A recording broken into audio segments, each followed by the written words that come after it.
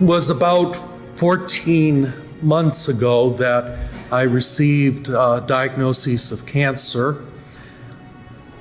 I had honestly been having a lot of health issues for a year and a half, really about 2 years prior to that cancer diagnosis. And we hadn't been able to get to the bottom of those health issues, but the diagnosis of cancer really explained a lot of the problems that I had been having.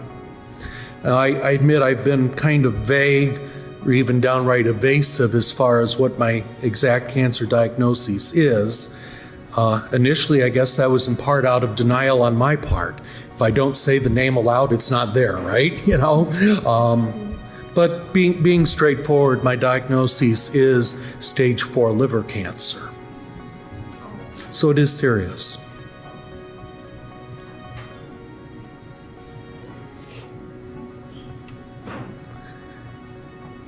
Yeah, a lot of folks make comments along the line of, you don't look like you have cancer. You know, you look really good. You look so well. And I guess that in part is a tribute to the good care that I've been receiving over at University of Chicago Hospital and the treatment that they've been giving me. And even in larger part, I think that's a testament to all of the many wonderful, wonderful prayers that so many of you have offered up for me. Because I truly have felt myself sustained and lifted up, held by those prayers, nourished and kept as well as I am by those prayers. So thank you so very much. The honest truth is that almost half of the people who receive that diagnosis die within a year of getting the diagnosis. So I'm grateful to be here, huh? Quite honestly, a year ago, I did not think that I would be here right now. So again, thank you for all those prayers. But the honest truth is, I am ill. I am very ill. You know, in the past year, I've been hospitalized 4 times, plus the regular appointments for treatment, but hospitalized 4 times, multiple outpatient procedures, and more times than I care to think of that I've ended up in urgent care or the ER. It's been a heck of a past year, health-wise and in so many other ways. And so over these past weeks, I've been doing a lot of reflecting, a lot of thinking, a whole lot of praying about my whole situation. And I've come to what is probably the most difficult decision I've made in my life, which is that I'm resigning as pastor.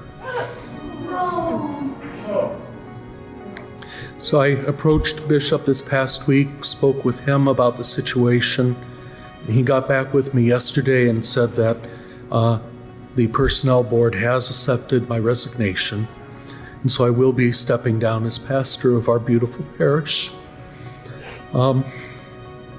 I will stay on as pastor until the end of February.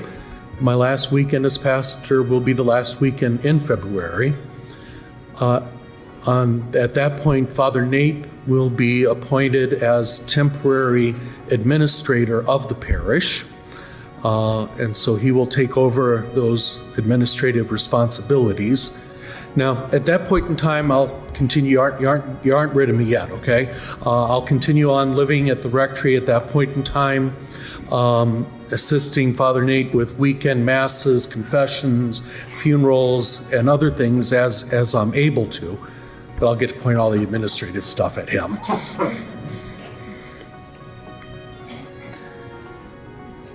The bishop will be posting to the priests of the diocese that our parish is open, in need of a new pastor. Priests of the diocese will be able to contact the bishop if they're interested in being pastor. In the coming weeks, coming couple months really, the bishop and the personnel board will be considering all of the potential openings in the diocese, the priests that are available, priests that have requested moves, and be making their decisions regarding who will be sent here as the new pastor come July 1st. So like I said, Father Nate will take over at the end of February. I'll still be around assisting Father Nate as I'm able to, and then a new pastor will come in at the beginning of July. I'm not quite sure what life will hold for me after that. Maybe if any of you have a small house you're willing to rent cheaply, I might be looking. But like I said, this has been one of the most difficult decisions I've made in my life. This was a harder decision than going into the seminary, I tell you, honestly. Being pastor here in LaPorte has been one of the greatest blessings in my life. And wouldn't have it any other way except having been pastor here. It has been such a blessing. And you all are such a blessing too. For any good that I've done, I thank God. For any good that I've done, I thank God, and for the grace of God that enabled me and allowed me to do that good. For my mistakes that I've made, for any ways in which I've hurt someone, I'm sorry and ask your forgiveness. I love you.